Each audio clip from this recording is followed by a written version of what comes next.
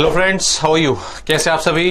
First class एकदम। Okay, तो दोस्तों आज हम शुरू करने जा रहे हैं अपना अगला टॉपिक, अपना नेक्स्ट यूनिट, और इस यूनिट का नाम है क्या? प्रोडक्शन। ठीक है, प्रोडक्शन। ये टॉपिक आपने पहले भी स्कूलिंग में किया है, लेकिन अब हम इस पर्टिकुलर टॉपिक को थोड़ा एडवांस लेवल पे नई नई चीजों के साथ समझने जा रहे हैं। ठीक है, इस पूरे टॉपिक के दौरान, इस पूरे यूनिट के दौरान आपको इस बात का ध्यान रखना है कि आने वाले टॉपिक, चाहे वो कॉस्ट हो चाहे वो मार्केट हो, वो कंप्लीटली इस टॉपिक पर डिपेंड होंगे, इस चैप्टर पर डिपेंड होंगे।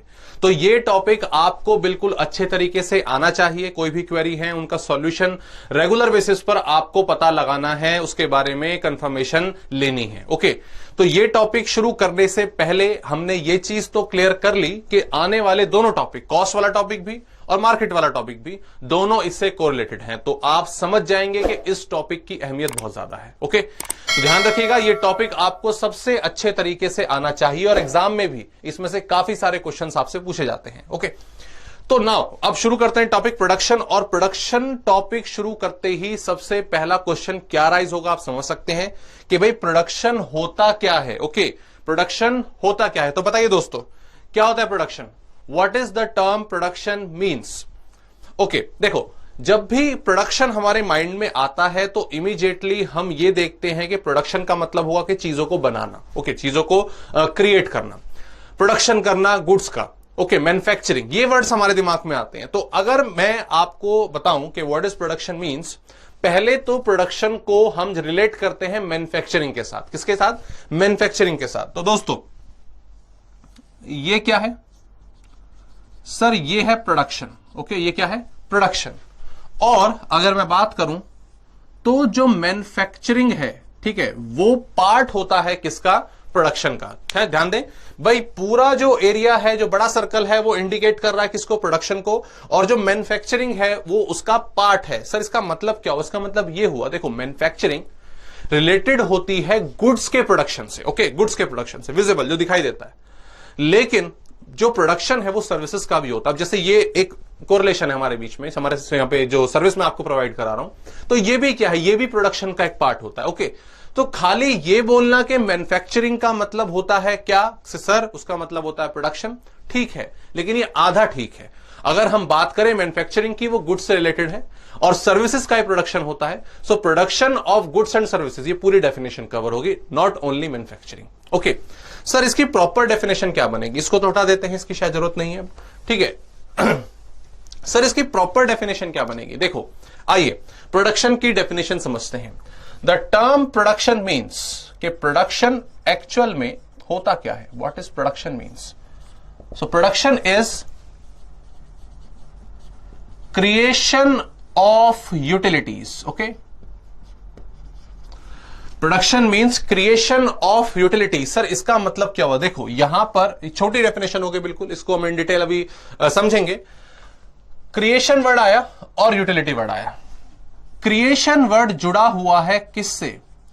प्रोड्यूसर से। किससे? प्रोड्यूसर से। और जो वर्ड है यूटिलिटी, वो जुड़ा हुआ है किससे? कंज्यूमर से। सर यहां पर कंज्यूमर कहां से आ गया? हम प्रोडक्शन की बात कर रहे हो तो हमें प्रोड्यूसर पे फोकस रखना चाहिए था, कंज्यूमर कहां से आ गया? देखो दोस्तों समझो, अगर आप किसी भी चीज की मैन्युफैक्चरिंग कर रहे हो, किसी भी चीज को प्रोड्यूस कर रहे हो, कोई भी सर्विसेज आप प्रोवाइड करा रहे हैं, तो वो क्यों प्रोवाइड करा रहे हैं? आप गुड्स का प्रोडक्शन कर रहे हो, आप सर्विसेज का प्रोडक्शन कर रहे हो, क्यों कर रहे हो? आप जानते हैं कि मार्केट में इसकी रिक्वायरमेंट है, लोग हैं जो इन चीजों का फायदा उठाना चाहते हैं, जो लोग इन चीजों को परचेज करना चाहते हैं, तभी तो आप प्रोड्यूस करोगे ना भाई। मार्केट में हालात क्या है, मार्केट में डिमांड किस चीज की है, उसके अकॉर्डिंगली आप गुड्स का प्रोडक्शन करोगे, सर्विसेज का प्रोडक्शन करोगे। ओके, तो यूटिलिटीज का मतलब क्या हुआ? कि भाई ये कंज्यूमर्स की रिक्वायरमेंट है, ये कंज्यूमर्स की रिक्वायरमेंट है, और उसी रिक्वायरमेंट को पूरा करने के लिए कुछ ना कुछ बनाना पड़ेगा, कुछ ना कुछ क्रिएट करना पड़ेगा। ऑब्वियसली ये क्रिएशन कौन करेंगे? ये प्रोड्यूसर करेंगे, और इसी प्रोसेस को क्या कहा जाता है? Production. Okay, so basically production का मतलब क्या हुआ? कंज्यूमर को जो चाहिए उसे क्रिएट करना, मार्केट में अवेलेबल करवाना, और ऑब्वियसली अगर अवेलेबल कराएंगे तभी कंज्यूमर्स की जो वांट्स हैं वो सेटिस्फाई होंगी। So in short, the term production is creation of utilities. What? Creation of utilities. अगर इसकी प्रॉपर डेफिनेशन हम लिखें, production is the process of, थोड़ी सी भी इसको हम वास्ट करेंगे डेफिनेशन को, okay. Production is the process of creation of economic utilities, ठीक है, क्रिएशन ऑफ इकोनॉमिक यूटिलिटीज, इतना काफी है। यहां पर मैंने एक इकोनॉमिक वर्ड और ऐड करा डेफिनेशन में। इकोनॉमिक टर्म जो है वो प्रेजेंट करती है किसको, मॉनेटरी को, मनी को, कि भाई सीधी सी बात है, जो भी कुछ हम प्रोड्यूस करने जा रहे हैं उसकी इवैल्यूएशन हम मनी के टर्म्स में कर सकते हैं, ठीक है। तो that is what economic utilities. Economic नहीं भी लिखोगे, यूटिलिटीज लिखोगे तो भी चलेगा, लेकिन अगर आपको पता है इन डिटेल कि प्रोडक्शन की जो वैल्यूज है मनी के टर्म में, तो इकोनॉमिक यूटिलिटीज कहना बेटर होता है, ठीक है। और रही बात किसकी, प्रोसेस की, प्रोसेस कहां से लेकर कहां तक, creation to satisfying wants, okay, creation to satisfying wants. Process मतलब ये नहीं गुड्स बन गए प्रोडक्शन पूरा हो गया, नहीं, प्रोडक्शन का प्रोसेस आगे भी चलता रहता है, ठीक है। वो कब तक चलता है, जब तक कंज्यूमर अपनी वांट को सेटिस्फाई ना कर ले, ओके। वो आपका पूरा प्रोसेस प्रोडक्शन में कहा जाएगा, ओके। तो हमने सिंप्लीफाई कर दिया, खत्म कर दिया टर्म प्रोडक्शन क्या होती है। प्रोडक्शन का मतलब है creation of utility, okay. Utility किसके लिए, कंज्यूमर के लिए। क्रिएशन कौन करेगा, प्रोड्यूसर करेगा। क्रिएट हुई, कंज्यूमर ने कंज्यूम किया, उनकी वांट सेटिस्फाई हुई, ये पूरा प्रोसेस प्रोडक्शन के अंदर आता है, ओके। समझ आ गया। नाउ नेक्स्ट, इसको हटा देते हैं। अब सर प्रोडक्शन होता कितने तरीके से है, इसके क्या क्या पार्ट्स होते हैं। देखो, प्रोडक्शन के प्रोसेस को जैसे कि अभी हमने क्लासिफाई करा कि खाली मैन्युफैक्चरिंग को हम प्रोडक्शन नहीं कह सकते, ओके। कई सारे, बहुत सारे कंसेप्ट हैं जो प्रोडक्शन के अंदर कवर होते हैं, ठीक है। तो वो कौन कौन से आपके कंसेप्ट हैं, कौन कौन से प्रोसेस हैं जिनको हम प्रोडक्शन का नाम देंगे। So next heading is what, types of production. Next is what, types of production, या टाइप्स ऑफ रिक्वायरमेंट, या टाइप्स ऑफ यूटिलिटीज, आप कुछ भी कह सकते हैं, ठीक है। ये सारा कवर कर लेगा कि हम किन तरीके से किन किन रिक्वायरमेंट के लिए प्रोडक्शन करते हैं, okay. So the very first part is, वह सबसे सिंपल जो इमीडिएटली हमारे दिमाग में आता है, that is what, form utility. Form utility, sir ये फॉर्म यूटिलिटी क्या हुआ, फॉर्म वर्ड पे ध्यान देंगे। फॉर्म वर्ड बिल्कुल क्लियर कर रहा होगा आपकी मीनिंग। फॉर्म यूटिलिटी का मतलब है कि भाई जो भी कुछ है अवेलेबल, कौन अवेलेबल है, सर रॉ मटेरियल अवेलेबल है, उसकी फॉर्म चेंज कर देना।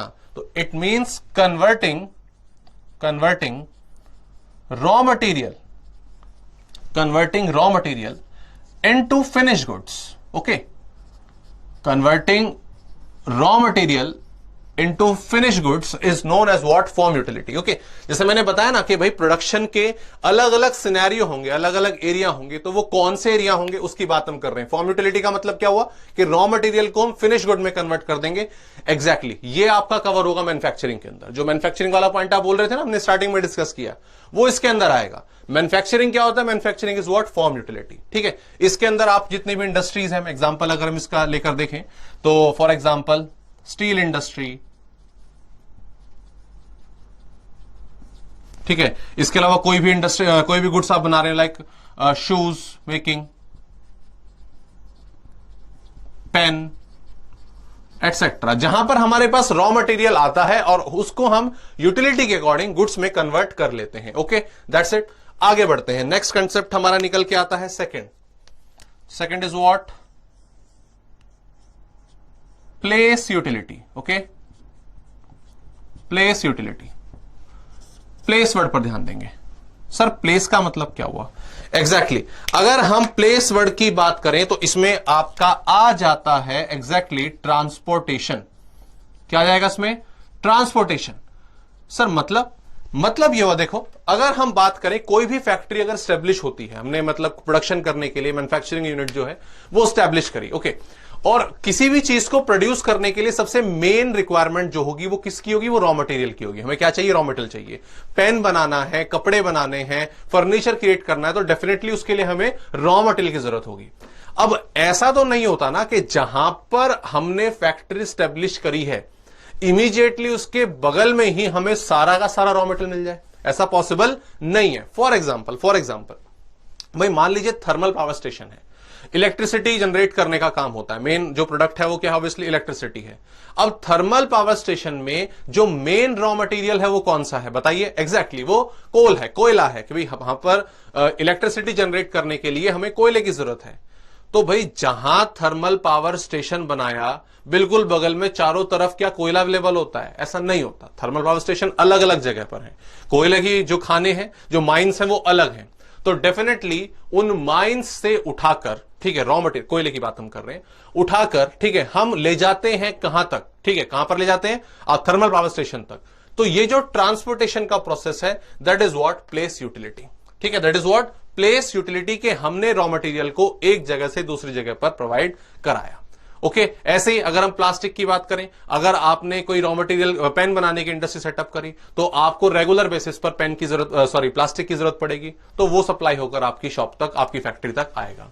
ऐसे ही बिल्डर्स हैं, घर बना रहे हैं, बिल्डिंग मटेरियल उन्हें चाहिए, सीमेंट चाहिए, ब्रिक्स चाहिए, आपका स्टील चाहिए, तो सारा का सारा आसपास पड़ा हुआ है क्या? नहीं, वो उन्हें सप्लाई करवाना पड़ेगा। तो ये जो प्रोसेस होता है ट्रांसपोर्टेशन का, that is what place utility, कि हम रॉ मटेरियल को एक प्लेस से दूसरी प्लेस तक ले जाते हैं, ठीक है, और उसे फर्दर प्रोडक्शन के लिए प्रोवाइड कराते हैं। That is what place utility. Okay, हाँ, आप कह सकते हो कि फॉर्म यूटिलिटी काफी हद तक प्लेस यूटिलिटी पर भी डिपेंड रहता है। ओके, आगे बढ़ते हैं। Next point is what third point is time utility. That is what time utility. Time utility का मतलब क्या हुआ? गेस। नॉर्मली उस टाइम पर रॉ मटेरियल को प्रोवाइड कराना जिस टाइम वो अवेलेबल नहीं होता। ओके, नॉर्मली उस टाइम पर रॉ मटेरियल को प्रोवाइड कराना जब वो अवेलेबल नहीं होता, इस प्रोडक्शन प्रोसेस को कहा जाएगा क्या? Time utility. सर ये कैसी बात? मतलब नॉर्मली रॉ मटेरियल अवेलेबल नहीं है और उस टाइम पर हम अवेलेबल करा रहे हैं, इसका मतलब क्या हुआ? देखो, इसको भी हम क्या कहते हैं, एग्जांपल के थ्रू समझेंगे। जैसे फॉर एग्जांपल भाई, जैसे माजा स्लाइस आपने सभी ने क्या कहते हैं, पी होगी कभी ना कभी, ऑब्वियसली। अब सपोज अगर हम बात कर रहे हैं कि भाई आपका स्लाइस है, माजा है, इनका जो मेन इंग्रेडिएंट है वो क्या है? मेन जो रॉ मटेरियल है वो क्या है? वो मैंगो है। ठीक है, कि भाई उसको बनाने के लिए आम की जरूरत पड़ती है। अब हम गहराई में नहीं जाएंगे कि वाकई में आम होता है नहीं होता। ऑब्वियसली हमारी नॉलेज में क्या है कि मैंगो है। अब ऑब्वियसली अब मैंगो का जो सीजन है वो कब आता है? कि भाई वो सर गर्मियों के टाइम पे, आपका जून जुलाई अगस्त 3-4 महीने ही जो आम का सीजन है वो रहता है। लेकिन जो माजा है, जो स्लाइस है, उसका जो पूरा का पूरा प्रोडक्शन है वो क्या इन्हीं मंथ्स में चलता है? नहीं, वो थ्रू आउट द ईयर, पूरे साल भर उसका प्रोडक्शन चलता रहेगा। ठीक है, अब मान लीजिए हमें माजा है, स्लाइस, इसका प्रोडक्शन करना है जनवरी में, दिसंबर में, फरवरी में। अब ऑब्वियसली उस टाइम पर तो मैंगो का सीजन नहीं होता ना, तो फिर कैसे होगा? यस, डेफिनेटली उस टाइम पर इन कंपनीज को मैंगोज प्रोवाइड कराना एज अ रॉ मटेरियल, इसी को कहा जाता है क्या? Time utility. सर ये पॉसिबल कैसे है? Definitely cold storage system.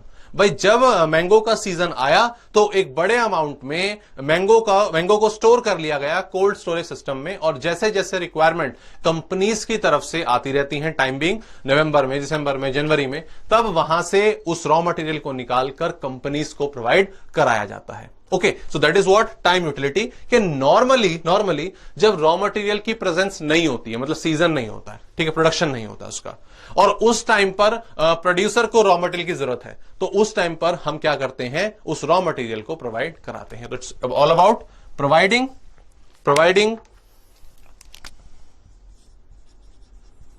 Raw material, RM लिख रहा हूं शॉर्ट में, ठीक है, व्हेन इट रिक्वायर्ड, ठीक है, रिक्वायरमेंट के टाइम पर। और एग्जांपल आप इसका लिख सकते हैं, cold storage system. Okay, cold storage system, ठीक है। तो ये हमने एग्जांपल देखा किसका? फॉर्म यूटिलिटी का, सॉरी क्या कहते हैं, टाइम यूटिलिटी का। लास्ट पॉइंट पर आते हैं। 4 यूटिलिटीज होती हैं, 4 प्रोडक्शन के टाइप्स होते हैं। The fourth one is very simple. अगर हमने अभी तक 3 टॉपिक डिस्कस करे तो तीनों के तीनों कहीं ना कहीं गुड्स के प्रोडक्शन से रिलेटेड थे। फॉर्म में हम कन्वर्ट कर रहे हैं रॉ मटेरियल को, गुड्स आ गया। प्लेस यूटिलिटी में ट्रांसपोर्टेशन, ऑल्दो एक सर्विस है, लेकिन हाँ again same thing, manufacturing department से ज्यादा मिलता जुलता है। Time utility same, raw material provide कराना, ये भी इसी के अंदर आ गया। So the last point is what? Service utility. Service utility, ठीक है। और बिल्कुल सिंपल कंसेप्ट इसका, इसमें जितने भी आपके प्रोफेशनल हैं वो सब इसके अंदर आते हैं। प्रोफेशनल सर्विसेज, इसमें आप लोग आ गए, सीएज आ गए, सीएमएज आ गए, सीएस आ गए, टीचर्स आ गए, मैनेजर्स आ गए, इंजीनियर्स आ गए, एटसेट्रा। ये सभी आपके कंसिडर होते हैं किसके अंदर? सर्विस यूटिलिटी के अंदर। मतलब इनके पास अपनी कोई पर्टिकुलर स्किल है, स्किल बेस्ड है, ठीक है, और उसके अकॉर्डिंग अपनी जो सर्विसेज हैं वो प्रोवाइड कराते हैं और उसके अकॉर्डिंगली ही आगे काम होता है। तो दोस्तों हमने यहां पर प्रोडक्शन के 4 टाइप डिस्कस करे। The first one is what? Form utility. Next one is what? Place utility. उसके बाद टाइम था, उसके बाद क्या था? सर्विस था। फॉर्म में हम क्या करते हैं? रॉ मटेरियल को फिनिश गुड में कन्वर्ट करने का, कन्वर्जन ऑफ शेप, ठीक है। प्लेस में ट्रांसपोर्टेशन, जहां पर रॉ मटेरियल प्रोवाइड हो रहा है से लेकर जहां पर उसकी जरूरत है, उसका पूरा process, place utility. Time utility, normally raw material 12 महीने प्रोवाइड नहीं हो सकता, मतलब उसका प्रोडक्शन नहीं हो सकता, लेकिन 12 महीने जरूर पड़ती है। तो जब प्रोडक्शन नहीं पॉसिबल और उस टाइम पे जरूरत है तो रॉ मटेरियल को प्रोवाइड कराना। कोल्ड स्टोरेज सिस्टम का एग्जांपल मैंगो वाला हमने इसमें देखा। And the last one is what? Service utility, professional skill के अकॉर्डिंग अपनी सर्विसेज देना, दूसरों को देना। It is also a part of what? Production. Okay दोस्तों, तो हमने यहां पर इन डिटेल डिस्कस करा कि प्रोडक्शन किन किन तरीके से होता है, इसकी यूटिलिटीज क्या होती हैं। ओके, आगे बढ़ते हैं। आगे हम मूव करने वाले हैं एक छोटे से टॉपिक पर, that is what? Factors of production. और ये टॉपिक फिलहाल अभी हम इन डिटेल नहीं करेंगे, ठीक है। मैं बस आपको बताऊंगा कि प्रोडक्शन करने के लिए कौन कौन से फैक्टर्स चाहिए। ऑल्दो मुझे भरोसा है कि आपको पहले से पता होगा कि कौन कौन से हमें फैक्टर्स चाहिए प्रोडक्शन करने के लिए। एंड उसके बाद हम अगले टॉपिक पर जाएंगे, प्रोडक्शन फंक्शन, और जब चैप्टर खत्म हो जाएगा तब वापस इस टॉपिक पर आएंगे। क्यों? तब तक आप इन सभी टॉपिक से फैमिलियर हो जाओगे, तो मेरे जो एफर्ट्स हैं वो कम हो जाएंगे और डेफिनेटली आपके आंसर पहले से ही तैयार होंगे कि इन सब फैक्टर्स में होता क्या क्या है, ठीक है। तो मैं नेक्स्ट हेडिंग डाल रहा हूं, फैक्टर्स ऑफ प्रोडक्शन। और एग्जैक्टली आप में से कोई आंसर दे भी दिया है ऑलरेडी। प्रोडक्शन करने के लिए 4 फैक्टर्स की जरूरत पड़ती है, 4 मेजर फैक्टर्स। वो कौन कौन से हैं? यस सर, पहला है लैंड, दूसरा है लेबर, फिर है capital, and the last is entrepreneur. आप एंटरप्रेन्योर बोले या एंटरप्रेन्योरशिप बोले, एक ही बात है, ठीक है। होता क्या क्या है ओवरव्यू देख लेते हैं एक बारी, ठीक है। इन डिटेल इनके फीचर्स जैसे मैंने बताया हम चैप्टर एंड में करने वाले हैं, फिलहाल नहीं, ओके। तो सबसे पहला फैक्टर क्या? लैंड। ऑब्वियसली जहां पर हम अपने यूनिट को, अपने फर्म को, अपनी फैक्ट्री को स्टैब्लिश करेंगे, जमीन वो हमें चाहिए, ठीक है, that is what? Land. Labour, जो लोग काम करेंगे ऑब्वियसली आकर, भाई बिना लेबर के, बिना एम्प्लॉइज के तो काम पॉसिबल नहीं है ना। तो जो हमें जो मैन पावर चाहिए, जो आपका लेबर फोर्स चाहिए, उसे कहा जाता है क्या? आपका लेबर, ओके। मेन फैक्टर हुआ। कैपिटल, ऑब्वियसली मनी, भाई हमें इतनी सारी चीजें मैनेज करनी है, रॉ मटेरियल परचेस करना है, मशीन परचेस करनी है, बिल्डिंग परचेस करनी है, ये तमाम चीजें, एडवर्टाइजमेंट का खर्चा होगा, ट्रांसपोर्टेशन का खर्चा होगा, तो सब फ्री में नहीं होगा, इसके लिए अमाउंट पे करना पड़ेगा। तो उसके लिए हमें क्या चाहिए? मनी चाहिए। तो money stands for what? Capital, ठीक है, ये मेन फैक्टर हुआ।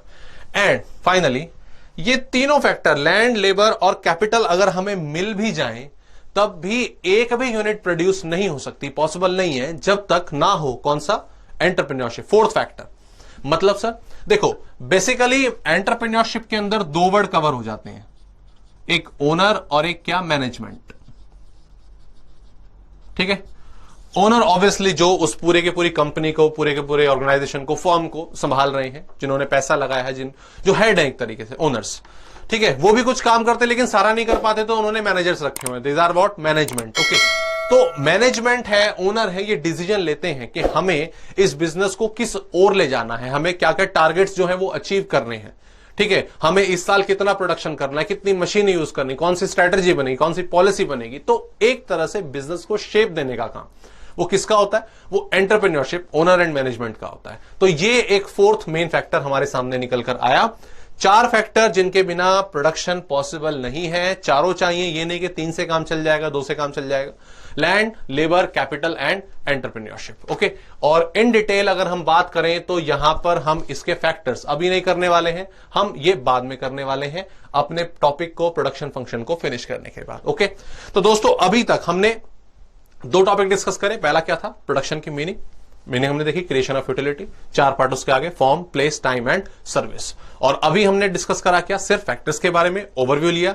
4 फैक्टर चाहिए, land, labour, capital and entrepreneurship. Okay, आइए अब बढ़ते हैं अगले मेन टॉपिक पर इस चैप्टर के, एंड दैट इज प्रोडक्शन। एक वर्ड इसके साथ हम लगा देंगे, function. That is what, production function.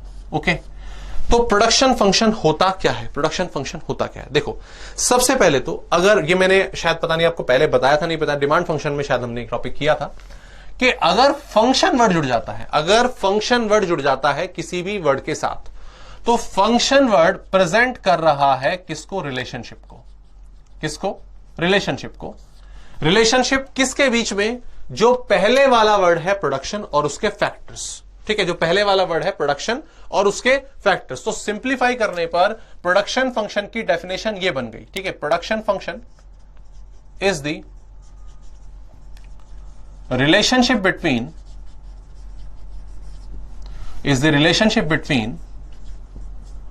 Production and factors affecting production. Okay, इसमें देखो 2 मेन वर्ड हमारे आए। एक मैंने क्या बोला, प्रोडक्शन, और एक फैक्टर्स। ओके, यहां पर अगर हम बात करें, ये क्या है, आउटपुट, और ये क्या है, इनपुट। ओके सर, मतलब क्या हुआ, इनपुट है, आउटपुट है, डेफिनेशन आपने लिख दी। देखो, डेफिनेशन तो देखो क्लियर हो जानी चाहिए। जैसे मैंने आपको बताया कि प्रोडक्शन फंक्शन, फंक्शन वर्ड किसको प्रेजेंट कर रहा है, फंक्शन वर्ड प्रेजेंट कर रहा है रिलेशनशिप को। ठीक है, किसके बीच की रिलेशनशिप, जो पहले वाला वर्ड है यानी कि प्रोडक्शन और उसी के factors, production and it factors. तो डेफिनेशन क्या बनी, production function is the relationship between production and factors affecting production. उसके बाद अब इस डेफिनेशन का हम जरा ऑपरेशन कर रहे हैं। प्रोडक्शन वर्ड का मतलब क्या है, आउटपुट, और फैक्टर्स का मतलब क्या हुआ, इनपुट। मतलब देखो, अगर हम किसी भी चीज को प्रोड्यूस कर रहे हैं, अभी हमने डिस्कस किया कि हमें लैंड, लेबर, कैपिटल, एंटरप्रेन्योरशिप, ये सारे के सारी चीजें चाहिए। इन्हीं को आगे चल के फर्दर हम मशीन में, रॉ मटेरियल में, लेबर में कन्वर्ट करते हैं। ठीक है, और इन सभी चीजों को हम नाम देते हैं क्या, इनपुट। ओके, इनपुट बोले, फैक्टर बोले, एक ही बात है। प्रोडक्शन करने के लिए जो हमने लगाया है, ठीक है, that is what, input. Okay, अब नेक्स्ट, ये सारे फैक्टर्स मिलकर एक साथ काम करते हैं। लैंड, लेबर, कैपिटल, प्रोडक्शन शुरू होता है, रॉ मटेरियल कन्वर्ट होता है, पैकिंग होती है, बिकता है सामान मार्केट में जाके। तो ये सब प्रोसेस कैसे पॉसिबल है, जब हमने कुछ ना कुछ इनपुट लगाया, रॉ मटेरियल, मशीन वगैरह, लेबर वगैरह इंट्रोड्यूस करें। अब ये सारी की सारी चीजें मिलकर एक साथ काम करती हैं, तभी कुछ ना कुछ बनता है, और उसी को क्या कहा जाता है, आउटपुट। उसी को क्या कहा जाता है, आउटपुट। अगर मैं रॉ मटेरियल में चेंज करूं तो आउटपुट पर असर पड़ेगा, अगर मैं लेबर बढ़ा दूं या कम कर दूं तो आउटपुट पर असर पड़ेगा, मशीन पहले से ज्यादा कर दी या कम कर दी तो आउटपुट पर असर पड़ेगा। इन शॉर्ट, कुछ भी चेंज होगा, कुछ भी वेरिएशन आएगी इनपुट में, तो उसका असर किसके ऊपर पड़ता है, आउटपुट के ऊपर पड़ता है। तो in short, output is dependent on what, input. तो इसीलिए हम कहेंगे कि प्रोडक्शन फंक्शन क्या है, इन दोनों के बीच की रिलेशनशिप है। Production function is the relationship between output and input. Production function is the relationship between production and it's factors. Okay, तो दोनों में से कोई भी डेफिनेशन चलेगी, मीनिंग आपको क्लियर होना चाहिए। डेफिनेशन तो आप खुद भी अपने वर्ड्स में फॉर्म कर सकते हो, हां, कंसेप्ट वो क्लियर होना चाहिए। तो हम 2 चीजों को डिस्कस करते हैं इसमें, वो क्या, एक आपका प्रोडक्शन और उसके फैक्टर्स। समझ आ गया, that is what the meaning of production function. आगे बढ़ते हैं दोस्तों, हमने यहां पर प्रोडक्शन की बात कर ली कि प्रोडक्शन क्या होता है, हमने उसके फैक्टर्स की बात कर ली कि भाई फैक्टर्स हमें प्रोडक्शन करने के लिए कौन कौन से चाहिए। हमने ये भी डिस्कस कर लिया कि जो प्रोडक्शन फंक्शन है वो क्या होता है, ये हमें पता चला कि इनपुट और आउटपुट की रिलेशनशिप होती है। अब आते हैं सबसे मेन कड़ी पर, जो जरूरी है, बहुत जरूरी है, वो क्या है, the heading is laws of production. That is what, laws of production. Production करने के रूल्स, प्रोडक्शन करने के नियम क्या क्या हैं। ओके, सर प्रोडक्शन करने के रूल्स, यस एग्जैक्टली। अगर आप कोई भी बिजनेस सेटअप कर रहे हैं, उसे चलाना चाहते हैं, रेगुलेट करना चाहते हैं, तो आपको कई सारी चीजों का ध्यान रखना पड़ता है, तभी जो बिजनेस है वो एक अच्छी पोजीशन में जाकर खड़ा होता है। ठीक है, तो यहां पर अगर हम बात करें लॉज ऑफ प्रोडक्शन का मतलब क्या है कि अगर आप कोई भी प्रोडक्शन प्रोसेस में हैं, एंगेज हैं, तो ऑब्वियस सी बात है आपको किन किन चीजों का ध्यान रखना पड़ता है, कौन कौन सी चीजें हैं जो बिजनेस को, प्रोडक्शन को अफेक्ट करती हैं। ओके, तो नेक्स्ट लॉज ऑफ प्रोडक्शन, आइए ध्यान देते हैं। देखो मान लीजिए सपोज आपने कोई प्रोडक्शन शुरू किया, आपने कोई भी प्रोडक्शन शुरू करा। प्रोडक्शन शुरू करने पर आप क्या सोचते हैं कि इमीडिएटली यार मतलब हमें ये बिजनेस छोटे टाइम के लिए, कुछ टाइम के लिए चलाना है, ये लंबे टाइम के लिए हम इसको पॉजिटिव थिंकिंग के साथ लेकर चलेंगे कि भाई यार हमें 9-10 साल, 12 साल, 20 साल, 50 साल ये बिजनेस करना है। बताइए क्या रहता है आपके माइंड में? हाँ जी, दोबारा से क्वेश्चन मैं आपके सामने रख दूं। अगर आप अपना कोई भी बिजनेस शुरू करते हैं, ठीक है, उसमें इन्वेस्टमेंट करते हैं, उसकी प्लानिंग करते हैं, तो आप जो इन्वेस्टमेंट है, जो आपके ऑब्जेक्टिव्स हैं, जो प्लानिंग है, वो किस पॉइंट ऑफ व्यू से होती है कि ये बिजनेस पहले आपको शॉर्ट टर्म में चलाना है, छोटे टाइम के लिए चलाकर देखेंगे इसको, ठीक है, या फिर ये बिजनेस हमें लॉन्ग टर्म में लेकर जाना है, लॉन्ग टर्म तक चलाना है, 40-50 साल, उस हिसाब से प्लानिंग करोगे। बताइए लॉन्ग टर्म के बिहाफ से प्लानिंग होगी, शॉर्ट टर्म के बिहाफ से होगी? बताइए, ध्यान दीजिएगा दोस्तों। मोस्टली जो रिस्पॉन्स है वो है सर हम बिजनेस को लॉन्ग टर्म के लिए लेकर जाएंगे, पर ऐसा नहीं है।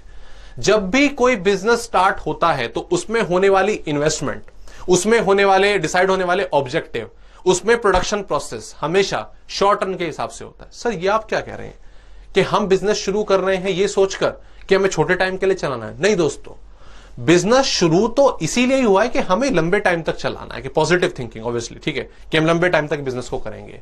लेकिन जब बात आती है इन्वेस्टमेंट की, अपने ऑब्जेक्टिव्स डिसाइड करने की, तो सबसे पहले बिजनेस का, एक बिजनेस ऑर्गेनाइजेशन का यही पॉइंट ऑफ व्यू होता है कि ये ऑब्जेक्टिव, ये इन्वेस्टमेंट शॉर्ट टर्म बेसिस की होगी। ये इन्वेस्टमेंट किसकी? शॉर्ट टर्म बेसिस की होगी। क्योंकि जब हम पहले अपने आप को शॉर्ट रन में सेटअप कर पाएंगे, शॉर्ट रन में खड़ा कर पाएंगे अपने बिजनेस को, तो ऑब्वियस सी बात है तभी तो हम लॉन्ग टर्म की तरफ जाएंगे। आप मान लीजिए फॉर एग्जांपल, एज्यूम कर रहा हूं मैं, आपने एक फैक्ट्री स्टार्ट करी और फैक्ट्री सपोज क्या कहते हैं क्लोथ्स मेकिंग की, शर्ट बनाने की एक फैक्ट्री आपने शुरू करी, तो क्या पहले दिन ही आप 10-10, 20-20, 40-40 मशीनें लगा दोगे? क्या पहले ही दिन आप एक पूरी की पूरी बिल्डिंग लीज पर ले लोगे? क्या पहले ही दिन आपने 1000 वर्कर को अपने बिजनेस में एंगेज कर दिया? नहीं, आप ऐसा नहीं करेंगे। आपका पॉजिटिव थॉट है कि मैं ये बिजनेस लॉन्ग रन में जाए, लंबे टाइम तक जाए, मुझे प्रॉफिट हो। लेकिन ऑन द डे वन जब आप इन्वेस्टमेंट करेंगे और अपना ऑब्जेक्टिव डिसाइड करेंगे, अपने लेबर्स को अरेंज करेंगे, तो पर्पस रहेगा कि नहीं यार 10-12 मशीन नहीं, अभी हम 2-3 मशीन से ही काम करेंगे। मुझे 1000 लेबर नहीं चाहिए, मैं अभी 5-10 लेबर से ही काम करूंगा। ठीक है, मुझे पूरी की पूरी बिल्डिंग नहीं चाहिए, मुझे एक फ्लोर अगर मिल जाए, एक एरिया छोटा सा अगर मिल जाए, तो मैं अपना काम शुरू कर रहा हूं। ओके, काम करना लॉन्ग रन में है, लेकिन जब इन्वेस्टमेंट होगी स्टार्टिंग में, तो पहले आप क्या करते हैं, शॉर्ट टर्म बेसिस के हिसाब से इन्वेस्टमेंट करते हैं। कुछ टाइम तक बिजनेस को चलाकर देखा जाएगा, यह पता लगाया जाएगा कि प्रॉफिट हो रहा है नहीं हो रहा। जब शॉर्ट रन में आप प्रॉफिट अर्न करने लगेंगे तो ऑब्वियस है तब आप उस शॉर्ट टर्म वाले बिजनेस को लॉन्ग टर्म में कन्वर्ट करोगे। ठीक है, इमीडिएटली जो इन्वेस्टमेंट होगी, जो ऑब्जेक्टिव होगी, लॉन्ग टर्म वाले नहीं होंगे। स्टार्टिंग में हम पहले step by step as per short term के हिसाब से चलेंगे, शॉर्ट टर्म प्रॉफिटेबल लगा, लॉन्ग रन में चले जाएंगे। That's it. ओके, तो याद रखिएगा, कभी भी कोई भी बिजनेस स्टार्ट हो, सेटअप हो, फर्स्ट स्टेप इज कि भाई शॉर्ट टर्म में करके देखिए, प्रॉफिटेबल होगा तो बहुत अच्छी बात है, हम इसको लॉन्ग रन में कन्वर्ट करेंगे। और अगर हमने लॉन्ग रन के हिसाब से भी इन्वेस्टमेंट कर दी और शॉर्ट रन में लॉस हो गया, तो हमारे सारा का सारा पैसा डूब जाएगा। तो पहले छोटे टाइम के लिए चलाकर देखेंगे। ओके, तो उसी के अकॉर्डिंग लॉज ऑफ प्रोडक्शन क्या कहते हैं, डिवाइड हुए हैं। एक वो लॉ जो हम फॉलो करते हैं किसमें, शॉर्ट रन में, छोटे टाइम के बिजनेस में, और एक वो जो हम यूज करते हैं, जो अप्लाई करते हैं किसमें, लॉन्ग रन में। ओके, नेक्स्ट सर ये कौन कौन से हैं? देखो, शॉर्ट रन में जो लॉ अप्लाई होता है that is what, return to a factor. उसे क्या कहा जाता है, रिटर्न टू अ फैक्टर। और जो लॉ लॉन्ग रन में अप्लाई होता है वो होता है return to a scale. Okay, अब आगे नेक्स्ट चाहे आप शॉर्ट रन में काम कर रहे हैं या लॉन्ग रन में काम कर रहे हैं, ओके, हमें प्रोडक्शन करने के लिए दो तरह के फैक्टर्स की जरूरत होती है। चाहे आप शॉर्ट रन में हैं, चाहे आप लॉन्ग रन में हैं, तो आपको प्रोडक्शन करने के लिए दो तरह के फैक्टर्स की जरूरत पड़ती है। The first is fixed factor, sorry, another is variable factor. Same ऐसे यहां पे FFVF, fixed factor, variable factor, okay. Next, अब यहां पर सर ये क्या है, फिक्स्ड फैक्टर वेरिएबल फैक्टर क्या है? देखो, अभी मैं नेचर के हिसाब से, मैं प्रोडक्शन के हिसाब से नहीं बता रहा हूं फिक्स्ड फैक्टर वेरिएबल फैक्टर क्या होते हैं, मैं इनके नेचर के हिसाब से बता रहा हूं कि फिक्स्ड फैक्टर वेरिएबल फैक्टर क्या होते हैं, ओके। अगर हम प्रोडक्शन कर रहे हैं, प्रोडक्शन करने के लिए हमें फैक्टर्स चाहिए, बिल्कुल सही बात है। कौन कौन से फैक्टर्स की जरूरत पड़ेगी बताइए? अगर आप प्रोडक्शन कर रहे हो, आपका कोई भी बिजनेस है, लाइक क्लोथिंग का है या क्या कहते हैं शूज बनाने का, पेन बनाने का, वट एवर, कुछ भी, तो ऑब्वियस सी बात बताइए आपको कौन कौन से फैक्टर्स की जरूरत पड़ेगी? सर मेन फैक्टर तो वही है, लैंड, लेबर, कैपिटल, ठीक है, इनको थोड़ा और क्लासिफाई कर लेते हैं। सर हमें मशीन चाहिए, ओके, हमें लेबर चाहिए, ओके, हमें रॉ मटेरियल चाहिए, बिल्डिंग चाहिए, तो ये सारे फैक्टर्स हमारे सामने होने चाहिए, तभी प्रोडक्शन का प्रोसेस आगे बढ़ेगा। मैं इनमें से दो एग्जांपल को लेकर चल रहा हूं, एक क्या मशीन और एक क्या लेबर, ओके। एक तरफ मैंने क्या ज्यूम करा, मशीन, एक तरफ क्या ज्यूम करा, लेबर। अब दोस्तों ध्यान दीजिए, मशीन में और लेबर में क्या फर्क है बताइए? सर मशीन मशीन होती है, लेबर लेबर होता है। अरे वाह, माय गॉड, क्या आपने डिफरेंस दिया, बहुत बढ़िया। सर क्या कहते हैं, जो मशीन है वो नॉन लिविंग है और लेबर लिविंग है। अरे वो तो बिल्कुल ठीक बात है, लेकिन इसके अलावा दोनों में क्या फर्क है, ध्यान देंगे। अगर हम मशीन की बात करें, what is machine? Machine is about definitely a non living thing, लेकिन अगर मशीन की कॉस्ट की बात करें, ठीक है, यहां 3 डेट वाली डेफिनेशन मत लेके आ जाना, मशीन वो रेंचो वाली नहीं, ठीक है। मशीन की अगर हम बात करें तो मशीन का मतलब है कि हमें एक ज्यादा इन्वेस्टमेंट, एक ह्यूज इन्वेस्टमेंट की जरूरत पड़ती है। और ऑन द अदर हैंड अगर हम लेबर की बात करें तो लेबर पर इतनी ज्यादा इन्वेस्टमेंट नहीं होती। मतलब मशीन आप एक दिन परचेज करके ले आए, दैट्स इट, वो मशीन आपकी हो गई। अब आपको दोबारा उससे रिलेटेड कोई खर्चा नहीं करना है, ठीक है। मतलब कहने का मतलब आप बेनिफिट उसका लंबे टाइम तक लगेंगे, देखेंगे। एक बार आपने मशीन परचेज करी, बेनिफिट आपको लंबे टाइम के लिए मिलेगा, ठीक है। लेकिन लेबर पर खर्चा कैसे होता है? रेगुलर बेसिस पर। मंडे आया सैलरी दी, ट्यूसडे आया सैलरी दी, वेडनेसडे नहीं आया नहीं दी, थर्सडे आया फिर दी, तो रेगुलर बेसिस पर खर्चा हो रहा है, ठीक है। दूसरी चीज, मशीन पर जो अमाउंट इनकर्ड होता है नॉर्मली ज्यादा होता है, मशीन महंगी आती है, ठीक है। Labour on a cheap rate, मतलब क्योंकि आप उसको डेली बेसिस पर खर्चा दे रहे हो, डेली बेसिस पर उसकी वेज पे कर रहे हो, तो as compare to cash outflow, हमारे पास से कितना पैसा गया उसके अकॉर्डिंगली मशीन पर ज्यादा पैसा जाता है, लेबर पर रेगुलर बेसिस पर है, वर्किंग कैपिटल है, तो कम अमाउंट में जाता है। मशीन को हम इजीली बढ़ा घटा नहीं सकते, ठीक है, क्योंकि उसका कॉस्ट ज्यादा है, उसकी इन्वेस्टमेंट ज्यादा है। लेबर चल जाता है, ठीक है भैया, 10 लेबर है, कल 12 चाहिए हो जाएगा, 15 चाहिए हो जाएगा, यार अब 8 ही चाहिए, कम कर दो, चलता है, ऊपर नीचे चलता है, ठीक है। तो यहां पर अगर हम देखें मशीन और लेबर को अगर हम क्लासिफाई करें तो मशीन क्या होता है दोस्तों? Fix factor. मशीन क्या होता है? Fix factor. वेरिएबल फैक्टर क्या होता है आपका? लेबर। अब यहां पर अगर हम मीनिंग को हम समराइज करें, फिक्स फैक्टर, ध्यान दीजिएगा, fix factors are those factors, fix factors are those factors which are invested by huge investment, huge amount, ठीक है, which are invested by a huge amount, हमें एक बहुत बड़ा पैसा उसके ऊपर लगाना पड़ेगा, and beneficial for a long period, उनका बेनिफिट हमें लंबे टाइम के लिए मिलेगा, ओके। तो दो चीजें आ गई, ठीक है, दो चीजें हैं सिर्फ, एक क्या इन्वेस्टमेंट जो पैसा हमने लगाया, और दूसरा उसका बेनिफिट, पैसा ज्यादा लगेगा और बेनिफिट लॉन्ग टाइम के लिए मिलेगा, ओके। और अगर हम वेरिएबल फैक्टर की बात करें तो वेरिएबल फैक्टर सेम दो चीजें कि भाई इनमें पैसा तो कम लग रहा है, इन्वेस्टमेंट मतलब सीधी सी बात है कम है, लेकिन इनका बेनिफिट भी लॉन्ग टर्म के लिए नहीं मिलता। एक लेबर को 500 रुपए एक दिन के दिए तो वो सुबह से लेकर शाम तक काम करेगा, फिर फिनिश, 500 रुपए उसके जो खत्म हो गए, ओके। इन पर रेगुलर बेसिस पर खर्चा करना पड़ता है, ठीक है। तो चाहे आप शॉर्ट रन में है, चाहे आप लॉन्ग रन में है, आपको मशीन्स भी चाहिए और आपको लेबर भी चाहिए, शॉर्ट रन में भी लॉन्ग रन में भी। मशीन की अगर हम बात करें, फिक्स फैक्टर, इन्वेस्टमेंट ज्यादा, बेनिफिट भी ज्यादा। वेरिएबल फैक्टर, लेबर, खर्चा कम है लेकिन बेनिफिट भी उस हिसाब से कम है, ओके। अब आगे बढ़ते हैं दोस्तों। मान लीजिए अब इनका प्रोसेस क्या होता है, किस तरीके से हम लॉज ऑफ प्रोडक्शन की बात करते हैं, हम किस तरीके से प्रोडक्शन के रूल्स को क्लासिफाई करते हैं, ओके। ध्यान देंगे भाई अगर हम बात करें, मान लीजिए आपने कोई बिजनेस शुरू करा, ठीक है, अभी बिल्कुल नए हैं आप, आपको बिजनेस की नॉलेज नहीं है, ठीक है, आप मान लीजिए आपने क्लॉथ मेकिंग, कपड़े बनाने का, शर्ट्स बनाने का काम शुरू करा, ठीक है, हाँ ये वाली बनानी है बिल्कुल आपने जो मैंने पहनी हुई है। भाई अगर आप शर्ट बनाने का काम शुरू कर रहे हैं तो आप क्या करोगे, सेम चीज आपको, जैसे मैंने बताया अभी कि आपका प्राइम ऑब्जेक्टिव क्या होगा कि आपको शॉर्ट टर्म तक के लिए काम करना है, ठीक है, पहले शॉर्ट टर्म में बिजनेस को चला के देखेंगे।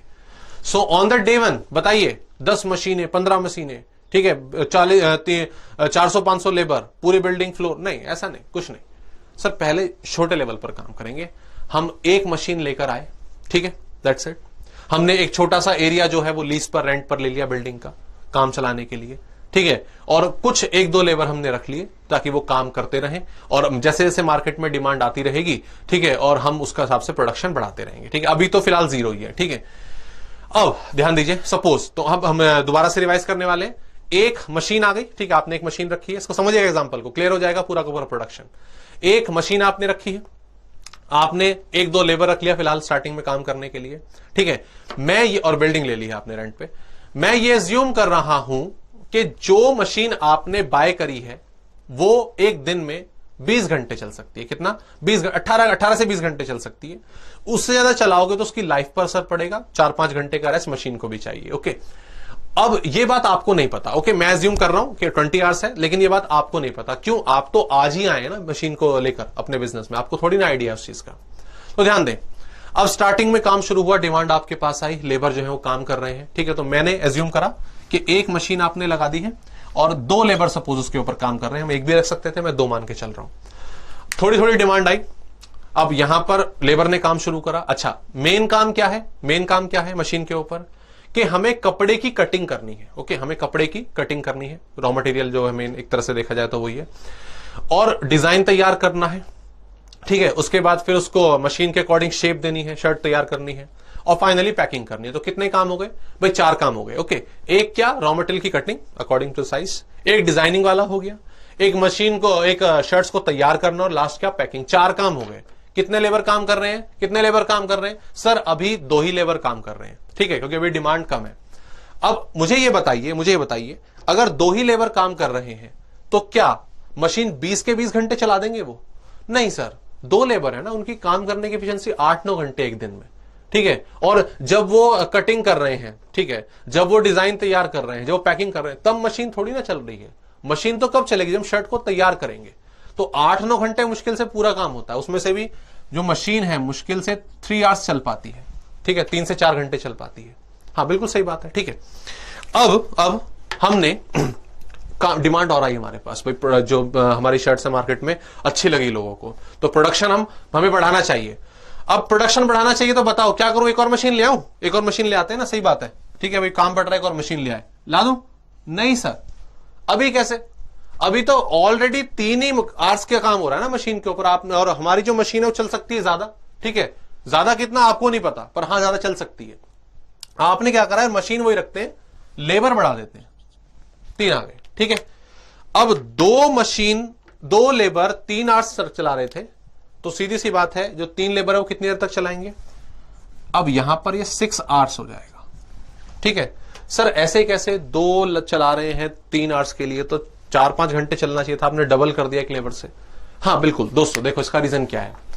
अगर सचिन तेंदुलकर को बोल दिया जाता कि भाई बैटिंग भी तुझे ही करनी है, बॉलिंग भी तुझे ही करनी है, और सीधी सी बात है क्या कहते हैं, आपको फील्डिंग का भी दारोमदार आपके ऊपर रहेगा, या जहीर खान को बोल दिया जाता कि भाई क्या कहते हैं, अब तो खैर नए नए प्लेयर आ गए, मैं नाम पुराने वाले ले रहा हूं, जहीर खान, ठीक है, कि भाई आपको भी बॉलिंग करनी है, बैटिंग भी आपको करनी है, फील्डिंग भी आपको संभालनी है, तो क्या उन्हें कोई जान पाता? नहीं।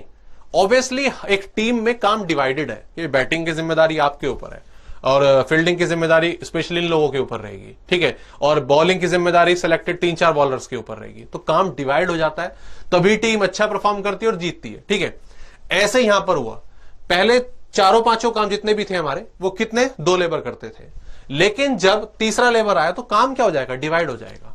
काम डिवाइड हो जाएगा तो स्पेशलाइजेशन आ जाएगा, स्पेशलाइजेशन आएगा तो प्रोडक्शन पहले से कहीं ज्यादा होगा, राइट? ओके भाई, एक लेबर को बोल दिया भाई तू मशीन पे खड़ा रही हो, तेरे को कटिंग होकर सारा रॉ मटेरियल मिल जाएगा, डिजाइन मिल जाएगा, आपका काम सिर्फ शर्ट्स बनाने का है, पैकिंग वैकिंग हम देख लेंगे।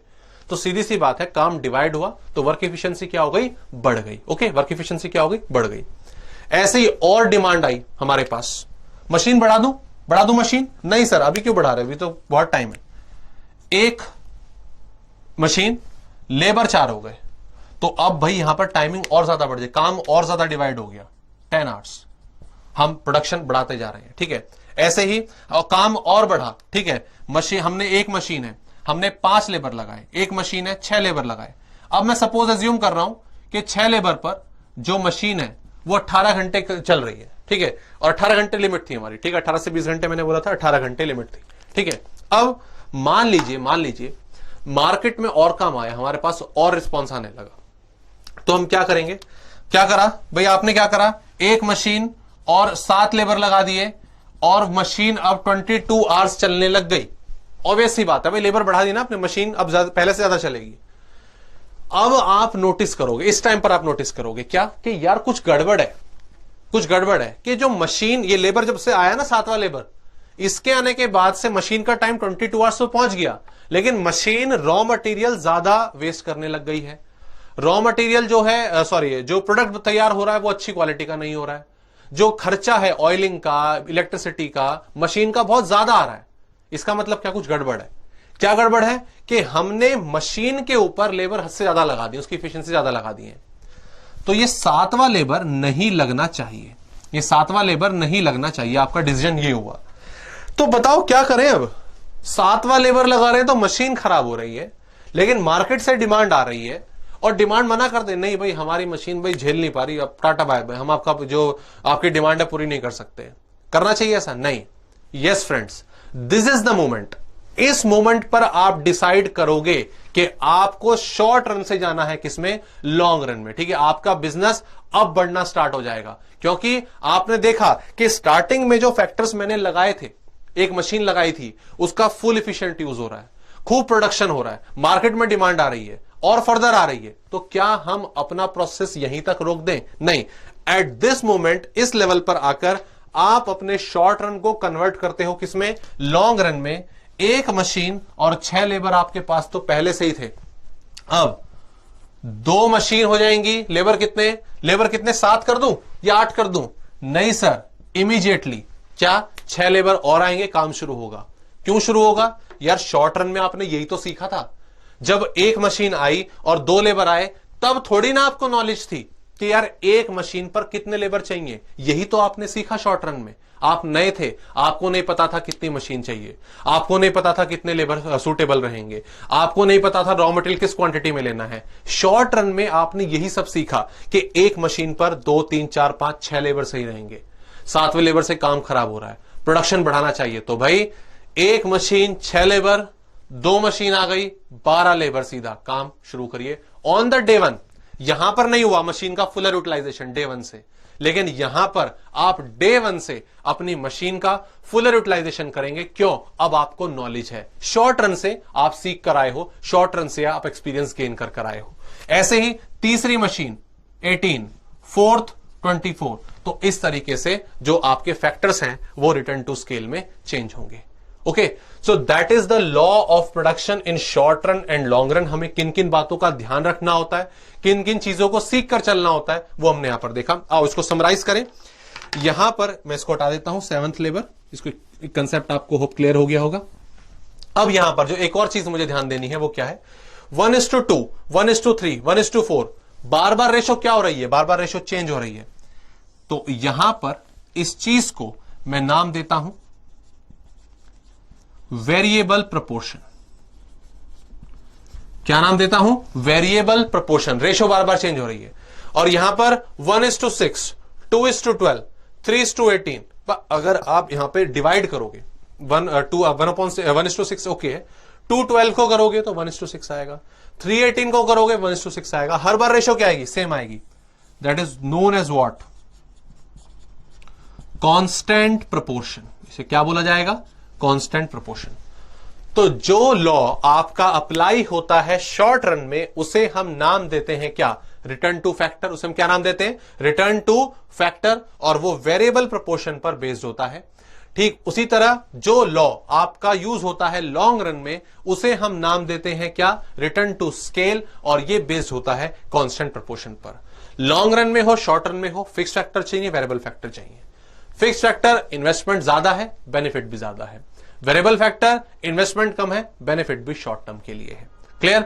सो friends, this is all about the laws of production. जो प्रोडक्शन करने के लिए रूल्स हमें फॉलो करने चाहिए, हम वन बाय वन आने वाली क्लासेस में एक बार डिस्कस करेंगे रिटर्न टू फैक्टर को, एक बार रिटर्न टू स्केल को, उसके बाद ये टॉपिक हमारा डन होगा। ठीक है, तो दोस्तों आज की क्लास में हम इतना ही रखेंगे। नेक्स्ट क्लास मिलते हैं आपसे, हम कंसेप्ट ऑफ प्रोडक्शन और लॉ ऑफ वेरिएबल प्रोपोर्शन शुरू करने वाले हैं। थैंक यू फ्रेंड्स, मिलते हैं आप लोगों से नेक्स्ट क्लास में।